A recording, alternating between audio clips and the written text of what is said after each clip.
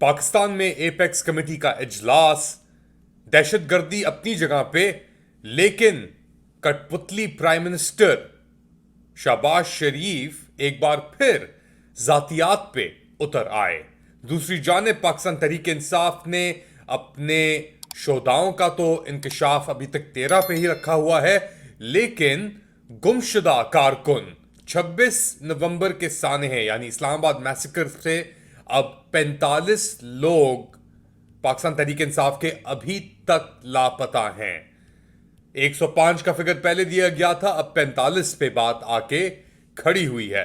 Late Ali show you के इस episode में आप सबको खुशामदीद। To like, subscribe and share this content. बात शुरू करते हैं एपेक्स कमेटी का इजलास और पाकिस्तान में बढ़ते हुए दहशतगर्दी के वाकयात को लेकर प्राइम मिनिस्टर शहबाज शरीफ ने सदारत की इस इजलास की। अब इसके अंदर ऑब्वियसली सब सूबों के जो वजीर आला थे वो भी थे, मिलिट्री की क़यादत भी मौजूद थी, और जो इनका ये आजकल गो टू टर्म है दहशतगर्द और ख्वारिज और पता नहीं क्या क्या बकवासियत ये लोग जो करते रहते हैं, उसके तहत प्राइम मिनिस्टर शहबाज शरीफ ने क्या कहा, सुने।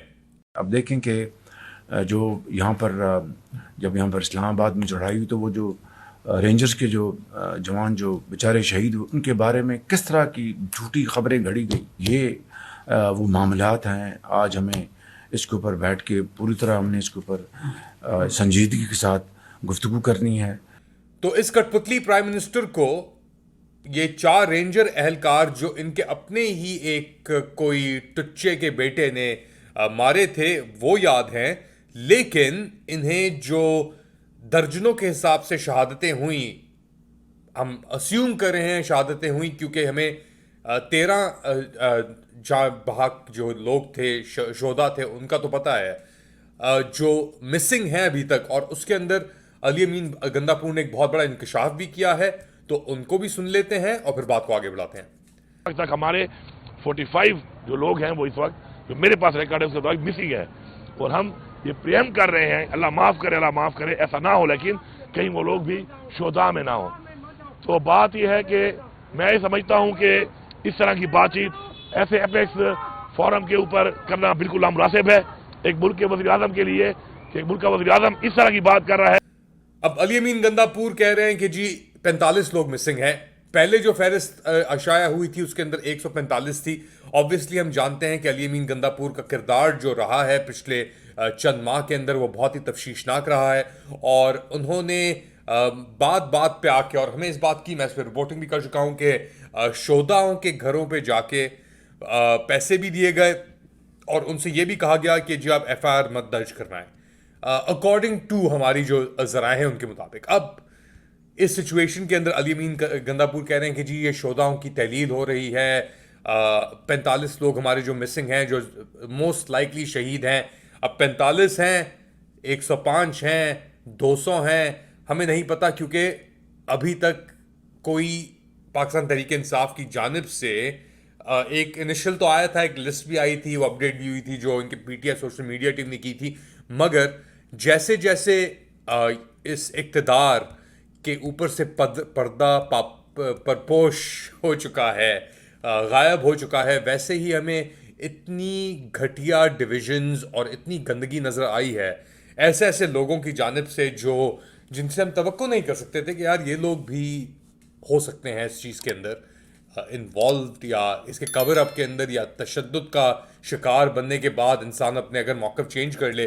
तो खैर ये चीज़ें जारी हैं और मुनाफ़कत अपने उरूज पे है, जबर में कोई कमी नहीं है, लेकिन पाकिस्तान तहरीक इंसाफ के ऊपर रिलीफ आ रही है। पहले तो हमने मिलिट्री कोर्ट्स के अंदर देखा ये 19 लोगों के जो सेंटेंसेस मुअत्तल किए गए उनके ऊपर। अब खबरें आ रही हैं कि 145 से 200 के करीब पाकिस्तान तहरीक इंसाफ के कारकुनों को रिहा कर दिया गया है, बेल के ऊपर बरी कर दिया गया है। अब इसके बाद, और ये जो मिलिट्री ट्रायल्स के बाद हुकूमत वक्त की चीखें भी आ रही हैं, आवाज़ें भी आ रही हैं, और उनकी जो तनकीद है मिलिट्री के ऊपर, उनके अपने लोगों की तनकीद अपने ही ऊपर, उसमें इजाफा हो रहा है। उज़मा बुखारी जो भी हैं ये खातून, जिनके वालिद रेमंड डेविस को डिफेंड भी कर रहे थे, उनके लॉयर भी थे, आज ये पाकिस्तान तहरीक इंसाफ के खिलाफ एक माउथ पीस बन के लगी हुई हैं, तो उनकी क्या तजवीज़ है आमिर वक्त को, अपने ही इदारों को, मिलिट्री को? सुने। रियायत जो है ये पाक फौज की तरफ से आई है, मेरा ख्याल है उनको भी इसके ऊपर दोबारा सोचना पड़ेगा। माफी उसको मिलती है जो माफी मांग रहा हो, कभी वो शर्मिंदा हुआ है अपने अमाल पे, नहीं उसने बड़े बड़े गुनाह दुनिया में जिंदगी में किए हैं, वो कभी किसी पे शर्मिंदा नहीं होता। रिलीफ मिलेगा तो फिर आई एम सॉरी, फिर 9 मई इस मुल्क में बार बार होगा। पीटीआई वाले झूठ बहुत बोलते हैं भाई, इनकी बातों को इतना सीरियस ना लिया करें। तो ये थी अज़मा बुखारी, अज़मा या उज़मा बुखारी, और ये कह रही थी कि जी मिलिट्री को रिकंसिडर करना चाहिए कि इन लोगों को, इंतशारी अनासर को ये अगर इस तरीके से छोड़ रहे हैं तो शायद मसला हो सकता है। मसला तो है। अच्छा, ये सॉरी 250 के करीब पाकिस्तान तहरीक इंसाफ के जो वर्कर्स थे, कारकुन थे, प्रोटेस्टर्स थे, उनको एटीसी एंटी टेररिज्म कोर्ट, जो बेसिकली हर कोर्ट ही इस वक्त एक मिलिट्री कोर्ट है पाकिस्तान के अंदर, ये कहना कि जी मिलिट्री ट्रायल्स मिलिट्री कोर्ट में हो रही हैं, नहीं। जो खामोश बन के बैठे हुए हैं, बत्तखें यानी ऑस्ट्रिच बन के जो बैठे हुए हैं आपके सुप्रीम कोर्ट्स में, हायर जुडिशरी में, जिन्होंने ब्लाइंड आई टर्न कर ली है कॉन्स्टिट्यूशनल कोर्ट जो बनाया था आपने 26वीं आईनी तरमीम के बाद, ये सब चीज़ें लेकर अगर हम देखें तो हमें पता लगता है कि हर कोर्ट इस वक्त पाकिस्तान के अंदर एक मिलिट्री कोर्ट है। मगर हर मिलिट्री कोर्ट के अंदर और हर ट्रायल के ऊपर भी हर किसी के ऊपर एक साथ तशद्दुद नहीं हो रहा। फॉर एग्जाम्पल, शाह महमूद कुरैशी साहब का आमना सामना हुआ मीडिया के साथ, बड़े ही माशाल्लाह से वो तंदुरुस्त लग रहे हैं और उनके चेहरे के ऊपर भी एक नूर सा छाया हुआ है।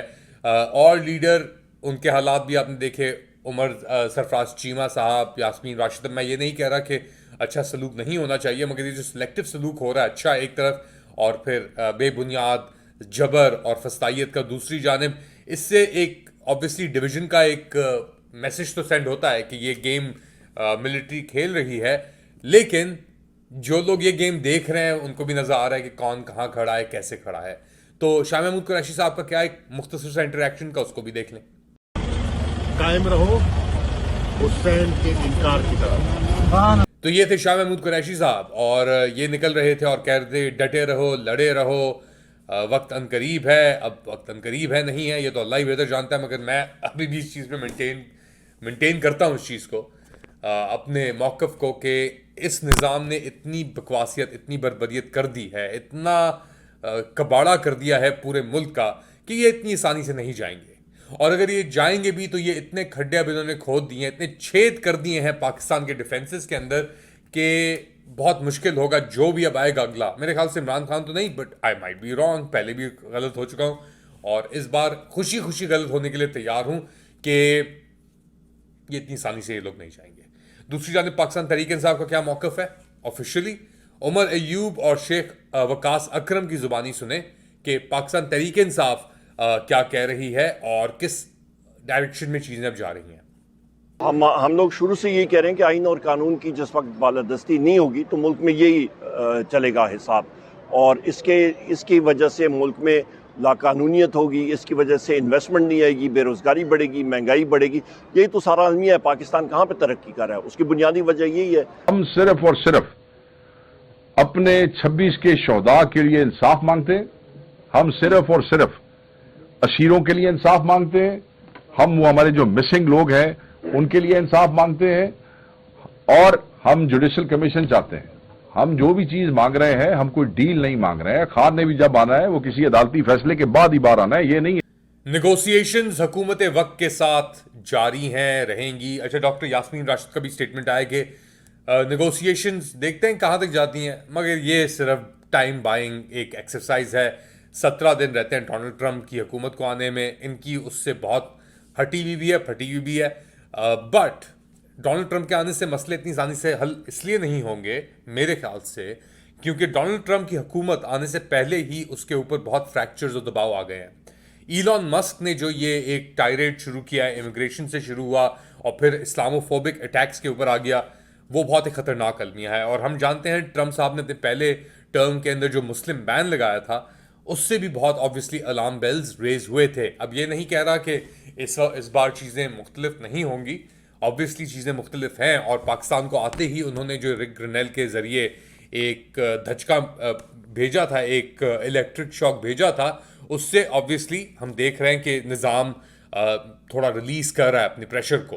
बट क्योंकि चीज़ें एक पेज पे नहीं हैं, पाकिस्तान के ऊपर बहुत बहुत शिद्दत का दबाव है, और जो जबर इन्होंने लोगों के ऊपर इस्तेमाल कर दिया है अब, उससे तो ये पीछे नहीं हटेंगे। और आप अपना खुद ही देख लें, आप जो इंटरनेट का हाल है मुल्क के अंदर, फॉल्ट लाइंस केबल के अंदर जो आपकी आ रही हैं वो फॉल्ट लाइंस, वो कौन सा, जिस तरह आपके वो कहते हैं ना, ये बिलावल भुट्टो जरदारी, ये कौन सी शार्क है, ये कौन सी मछली है जो आके तारों को काटती है?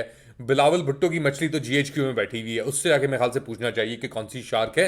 और अब ये फॉल्ट्स आ रही हैं दोबारा।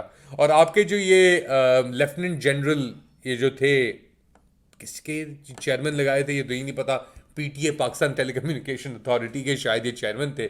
और उनका भी कुछ दिन पहले एक मीम फ्लोट हो रही थी, पता नहीं वो सच है कि नहीं, कि जी हम अब आके पता लगा कि इंटरनेट बंदिश मईशत के लिए कितनी खराबदेह होती है। खैर, एनीवेज, आप लोग क्या समझते हैं बताएं मुझे कमेंट सेक्शन के अंदर। Do like, subscribe and share this content. अपना ख्याल रखिएगा, अगली बार तक